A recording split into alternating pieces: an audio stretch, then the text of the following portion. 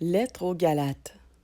Paulos, apôtre, non de la part des humains, ni par un être humain, mais par Yahushua Mashiach et Élohim le Père qui l'a réveillé d'entre les morts, et tous les frères qui sont avec moi aux assemblées de Galatie, à vous, grâce et shalom de la part d'Élohim le Père et notre Seigneur Yahushua Mashiach, qui s'est donné lui-même en faveur de nos péchés afin de nous arracher du présentage mauvais selon la volonté de notre Élohim et Père. À lui soit la gloire pour les âges des âges. Amen. Je m'étonne que vous vous détourniez si rapidement de celui qui vous a appelé par la grâce du Mashiach pour un autre évangile. Non qu'il y en ait un autre, mais certains vous troublent et veulent renverser l'évangile du Mashiach. Mais si nous-mêmes ou un ange du ciel vous prêche un autre évangile que celui que nous vous avons prêché, qu'il soit anathème.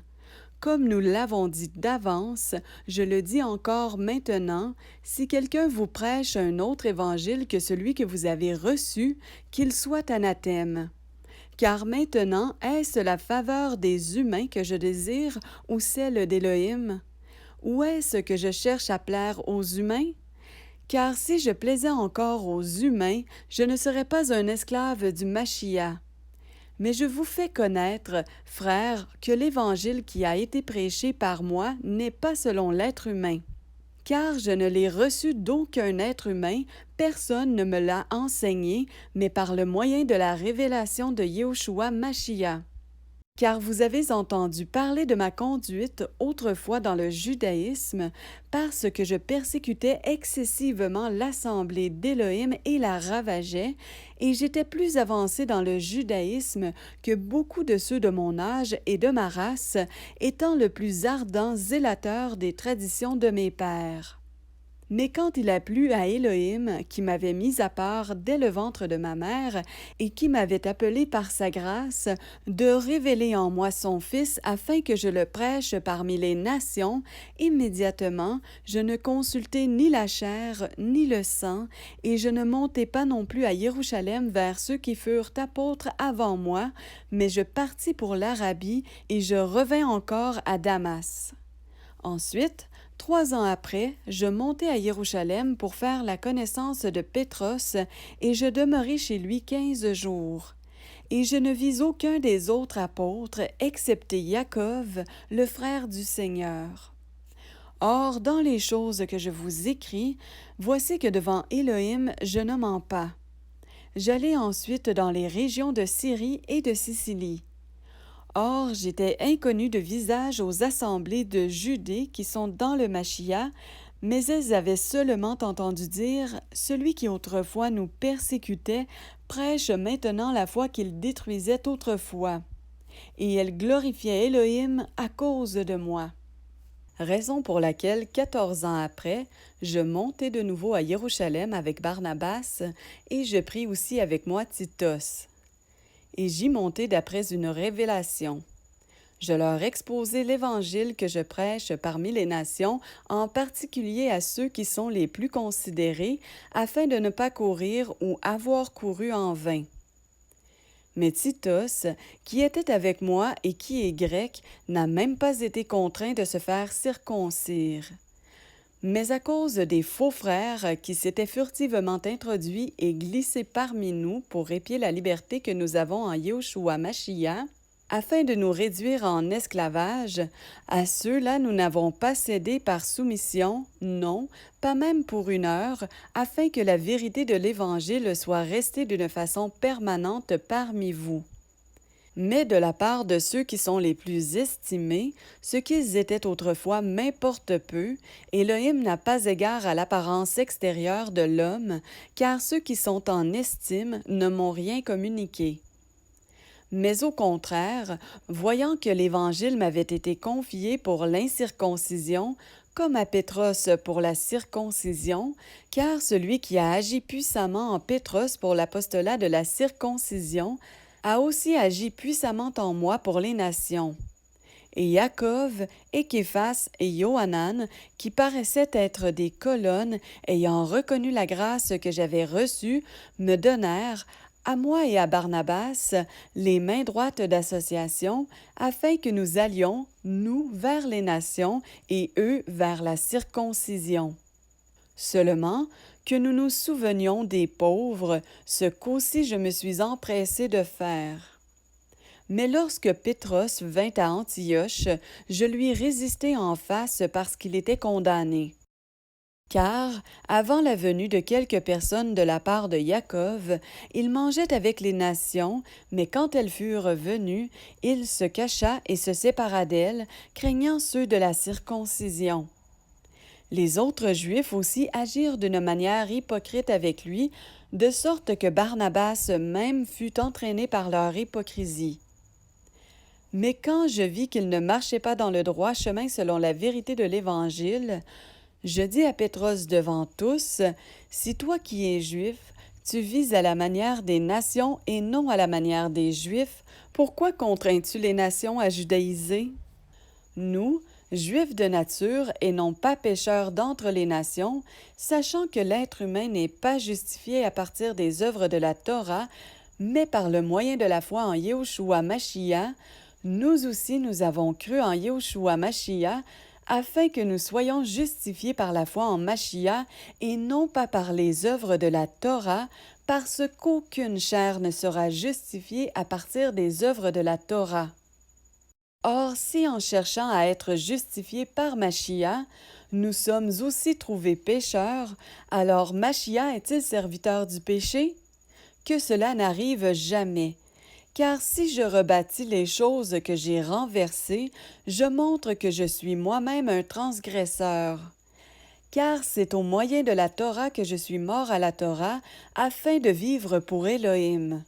Et je suis crucifié avec Mashiach. Et si je vis, ce n'est plus moi qui vis, mais c'est Mashiach qui vit en moi. Si je vis maintenant dans la chair, je vis dans la foi au Fils d'Élohim qui m'a aimé et qui s'est livré lui-même en ma faveur. Je n'annule pas la grâce d'Élohim, car si la justice est par le moyen de la Torah, Mashiach est donc mort gratuitement. Ô Galates inintelligents, qui vous a ensorcelé pour que vous n'obéissiez plus à la vérité, vous, aux yeux de qui Yehoshua Mashiach a été ouvertement dépeint, crucifié au milieu de vous? Je voudrais seulement apprendre ceci de vous. Avez-vous reçu l'Esprit à partir des œuvres de la Torah ou à partir de la prédication de la foi? Êtes-vous ainsi inintelligents? Ayant commencé par l'Esprit, finiriez-vous maintenant par la chair? Avez-vous tant souffert en vain? Si toutefois c'est en vain. Celui donc qui vous fournit l'Esprit et qui opère en vous des miracles, est-ce à partir des œuvres de la Torah ou à partir de la prédication de la foi? Comme Abraham crut à Élohim, et cela lui fut compté comme justice, sachez donc que ceux de la foi, ceux-là sont fils d'Abraham.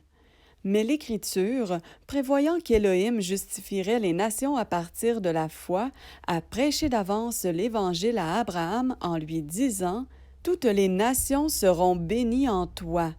C'est pourquoi ceux qui sont de la foi sont bénis avec Abraham, le croyant.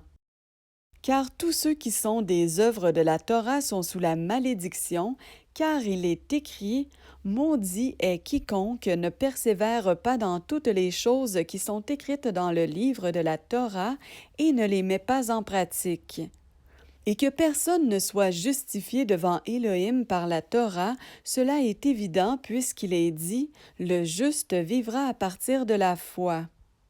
Or, la Torah n'est pas à partir de la foi, mais elle dit « L'être humain qui mettra ces choses en pratique vivra par elles ». Mashiach nous a rachetés de la malédiction de la Torah en devenant malédiction en notre faveur, car il est écrit « Maudit quiconque est pendu au bois », afin que la bénédiction d'Abraham vienne pour les nations en Mashiach Yehoshua, et que nous recevions par le moyen de la foi l'esprit de la promesse.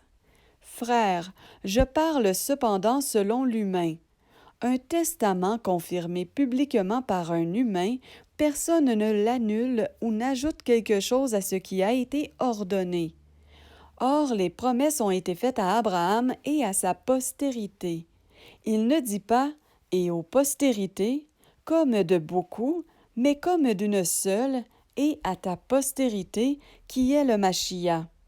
Mais voici ce que je dis, un testament qu'Élohim a établi d'avance en Machia ne peut pas être annulé par la Torah survenue 430 ans plus tard, ce qui abolirait la promesse. Car si l'héritage est à partir de la Torah, il n'est plus à partir de la promesse. Or, c'est par le moyen de la promesse qu'Élohim a faite à Abraham ce don de sa grâce. Alors pourquoi la Torah? Elle a été ajoutée à cause des transgressions jusqu'à ce que vienne la postérité à qui la promesse avait été faite. Et elle a été prescrite par le moyen des anges et par l'entremise d'un médiateur. Or, un médiateur n'est pas pour un seul, mais Élohim est un.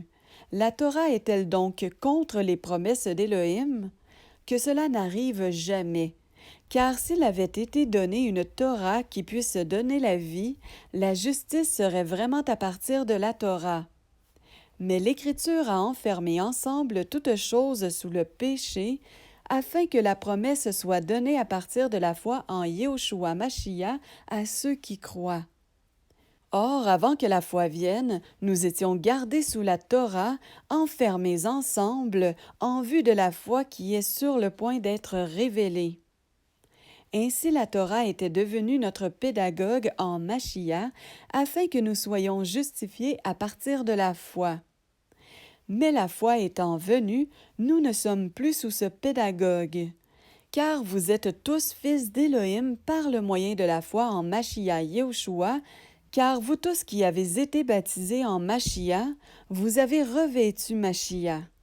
Il n'y a plus ni juif, ni grec, il n'y a plus ni esclave, ni libre, il n'y a plus ni mâle, ni femelle, car vous êtes tous un en Yehoshua Mashiach. Mais si vous êtes du Mashiach, vous êtes donc de la postérité d'Abraham et héritier selon la promesse. Mais je dis, aussi longtemps que l'héritier est enfant, il ne diffère en rien d'un esclave, quoiqu'il soit le seigneur de tout. Mais il est sous des tuteurs et des gestionnaires jusqu'au temps déterminé par le Père. Nous aussi, de la même manière, quand nous étions enfants, nous étions sous l'esclavage des rudiments du monde. Mais lorsque l'accomplissement du temps est venu, Élohim a envoyé son Fils, venu d'une femme, venu sous la Torah, afin qu'il rachète ceux qui étaient sous la Torah, afin que nous recevions l'adoption. Mais parce que vous êtes fils, Élohim a envoyé l'Esprit de son Fils dans vos cœurs, criant « Abba, Père ». Maintenant donc tu n'es plus esclave, mais fils. Or, si tu es fils, tu es aussi héritier d'Élohim par le moyen du Mashiach. Mais alors, ne connaissant pas Élohim, vous étiez en effet esclaves des Élohim qui ne le sont pas de leur nature. Mais maintenant que vous avez connu Élohim, ou plutôt que vous avez été connus d'Élohim, comment retournez-vous encore à ces faibles et pauvres rudiments et vouloir comme auparavant en être esclaves? Vous observez attentivement les jours et les mois et les temps et les années. Je crains pour vous d'avoir travaillé en vain parmi vous. Devenez comme moi, puisque moi aussi je suis comme vous, frères, je vous en supplie. Vous ne m'avez fait aucun tort, mais vous savez que ce fut à cause d'une infirmité de la chair que je vous ai pour la première fois évangélisé. Et vous n'avez ni méprisé ni rejeté ma tentation qui était dans ma chair. Mais vous m'avez reçu comme un ange d'Élohim, comme Mashiach Yehoshua. Quelle était donc votre déclaration de bénédiction? Car je vous rends témoignage que, si cela avait été possible, vous vous seriez arraché les yeux pour me les donner. Suis-je donc devenu votre ennemi en vous disant la vérité? Le zèle qu'ils ont pour vous n'est pas vrai, mais ils veulent nous empêcher de vous approcher afin que vous soyez zélés pour eux. Mais il est bon d'être toujours zélé pour ce qui est bon, et non pas seulement quand je suis présent parmi vous. Mes petits enfants, pour qui j'éprouve de nouveau les douleurs de l'enfantement, jusqu'à ce que Machia soit formé en vous, mais je voudrais être maintenant avec vous et changer mon langage parce que je suis perplexe à votre sujet. Dites-moi, vous qui voulez être sous la Torah, n'entendez-vous pas la Torah? Car il est écrit qu'Abraham eut 2 fils, un de l'esclave et un de la femme libre. Mais celui de l'esclave fut engendré en effet selon la chair, et celui de la femme libre en vertu de la promesse. Ces choses sont allégoriques, car ce sont les 2 alliances. En effet, l'une du mont Sinaï, qui engendre pour l'esclavage, c'est Agar. Car Agar est la montagne de Sinaï en Arabie et correspondante à la Jérusalem d'à présent. Or, elle est esclave avec ses enfants. Mais la Jérusalem d'en haut est la femme libre, et c'est notre mère à nous tous. Car il est écrit, « Réjouis-toi, stérile, toi qui n'enfantes pas. Éclate et pousse des cris, toi qui n'as pas éprouvé les douleurs de l'enfantement. Car les enfants de la délaissée seront plus nombreux que les enfants de celle qui était mariée. Or, pour nous, frères, nous sommes enfants de la promesse comme Yitzhak. Mais de même qu'alors celui qui avait été engendré selon la chair persécutait celui qui était selon l'esprit, il en est de même maintenant. Mais que dit l'Écriture? Chasse l'esclave et son fils, car le fils de l'esclave n'héritera jamais avec le fils de la femme libre. C'est pourquoi, frères, nous ne sommes pas enfants de l'esclave, mais de la femme libre. C'est pour la liberté que Machia nous a rendus libres. Demeurez donc fermes et ne soyez pas de nouveau retenus sous un joug de l'esclavage.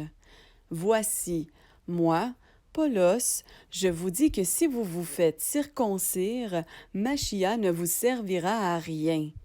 Et j'affirme encore une fois à tout homme qui se fait circoncire qu'il est obligé de pratiquer la Torah tout entière. Vous êtes séparés du Machia, vous tous qui vous justifiez par la Torah, vous êtes déchus de la grâce. Car nous, c'est par l'Esprit, à partir de la foi, que nous attendons assidûment et patiemment l'espérance de la justice. Car, en Machia Yehoshua, ni la circoncision, ni le prépuce n'ont de force, mais la foi qui opère par le moyen de l'amour. Vous courriez bien. Qui vous a arrêté pour que vous ne soyez plus persuadés par la vérité? La persuasion trompeuse ne vient pas de celui qui vous appelle. Un peu de levain fait lever toute la pâte. J'ai cette confiance en vous dans le Seigneur que vous n'aurez pas d'autre pensée. Mais celui qui vous trouble, quel qu'il soit, en portera la condamnation. Mais moi, frères, si je prêche encore la circoncision, pourquoi suis-je encore persécuté? Le scandale de la croix est donc aboli. Si seulement ceux qui vous agitent étaient retranchés. Car vous, frères, vous avez été appelés à la liberté. Seulement, n'usez pas de cette liberté comme d'une occasion pour la chair. Mais, par le moyen de l'amour, soyez esclaves les uns des autres. Car toute la Torah est accomplie en une seule parole, en celle-ci, tu aimeras ton prochain comme toi-même. Mais si vous vous mordez et vous vous dévorez les uns les autres, prenez garde que vous ne soyez détruits les uns par les autres. Mais je dis, marchez selon l'esprit, et vous n'accomplirez jamais le désir de la chair. Car la chair désire le contraire de l'esprit, et l'esprit le contraire de la chair, et ces choses sont opposées l'une à l'autre, afin que vous ne pratiquiez pas les choses que vous voudriez. Or, si vous êtes conduits par l'esprit, vous n'êtes pas sous la Torah. Mais les œuvres de la chair sont évidentes, ce sont l'adultère, la relation sexuelle illicite, l'impureté, la luxure sans bride, l'idolâtrie, la sorcellerie, les inimitiés, les querelles, les jalousies, les animosités, les esprits partisans, les divisions, les sectes, les envies, les meurtres, les ivrogneries, les orgies et les choses semblables à celles-là, au sujet desquelles je vous prédis, comme je vous l'ai déjà dit, que ceux qui commettent de telles choses n'hériteront pas le royaume d'Élohim.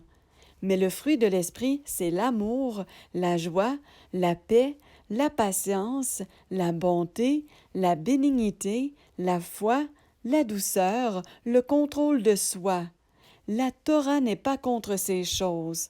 Mais ceux qui sont au Machia ont crucifié la chair avec ses passions et ses désirs.